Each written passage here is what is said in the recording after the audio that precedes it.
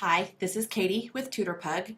I wanted to do a quick video on Business Calculus 2 PDFs, the uniform distribution. So here's our scenario. The time between incoming phone calls on a customer support line is uniformly distributed between 3 and 75 seconds.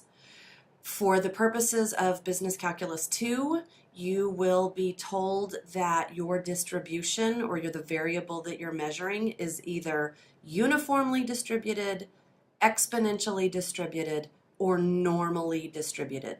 And depending on that magic word that you see in the problem, that determines your next steps. So I'll do one video on uniform, another video on exponential, and a third video on normal. So the first thing we have to do here is write the PDF for this scenario. Well, the main structure for a uniform distribution follows this pattern. It's 1 over b minus a if x is between a and b inclusive and 0 otherwise. So for this particular problem, this is our value of a, the low end, and this is our value of b. The part where points come off and the part that students miss is they forget to put in these components of the piecewise function. So the answer to this particular problem, write the PDF for this scenario, is going to be f of x equals 1 over 75 minus 3 if you walk up with any value between 3 and 75, and it will be 0 otherwise. So that is the PDF for this scenario. Now we want to know what is the probability, PB is my shorthand notation for probability, what is the probability that the time between calls will be at least 20 seconds? Draw a sketch and shade it. So the drawing of this, if we just wanted to sketch our general PDF, we would give ourselves a little XY axis. Here's 3, here's 75, and if you put in a 3, or any number between 73 and 75, will give an output of 1 over 75 minus 3, or 1 over 72.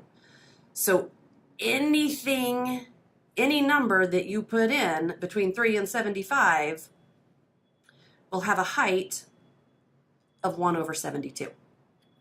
So that is the sketch of this portion of the graph. This is really important also. You have to sketch the bottom part. And that is this portion. So to answer the question, what is the probability that the time between calls will be at least 20 seconds? Well, at least 20 seconds means we are going to wait a minimum of 20 seconds, and we might go more. So that's the portion of the graph that we're looking for. And a quick way to estimate that, we just want the probability is equal to the area under the graph.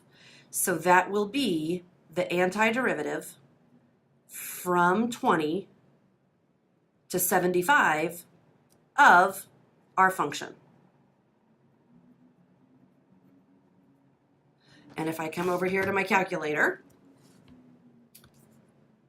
I'll go to Y1, I'll clear out whatever I have in there, I'll put my function in, and I can use my fun little shortcut key to build the fraction, alpha y equals nd, and I can put a 1 in the top and a 72 in the bottom, or I could even do 75 minus 3 in case I'm scared of making a mistake. Doesn't matter. But I have to have this in Y1. Then I go back. I'm going to hit math 9. My bottom boundary is 20. My top boundary is 75. I'm going to antiderive Y1. So vars, y vars, enter with respect to x, and I get 0.764. One way to know you are correct on any of your probability functions is this number that you calculate when you're calculating any probability, it should be a number between 0 and 1. It can be 0, it can be 1, but it can't be bigger than 1, it can't be smaller than 0. That is a quick run through of the uniform distribution. One other thing really quickly, if we were asked to find the mean of this, so I'll just add, find the mean, which is indicated by that symbol, which kind of looks like a U, but it's actually the Greek letter mu. It's a lowercase mu. And the formula for that is this, which looks a little intimidating, but these negative infinity and positive infinity are placeholders for the values that are actually in the problem. So what I'll do here to find the mean is I'm going to do, what's my bottom bound for this problem? Well, this problem only applies between 3 and 75. So my bottom boundary is 3, my top boundary is 75, and I'm going to do x times my original function. If I want to just pop that in the calculator, what I can do is, remember I already have that original function in y1, so I can hit math 9, 3 to 75, and now I can do x times y1, which takes care of this portion. I introduce an x times whatever my function is. I'm going to antiderive it with respect to x. There we go. And I get 39. So the average of this particular function is 39.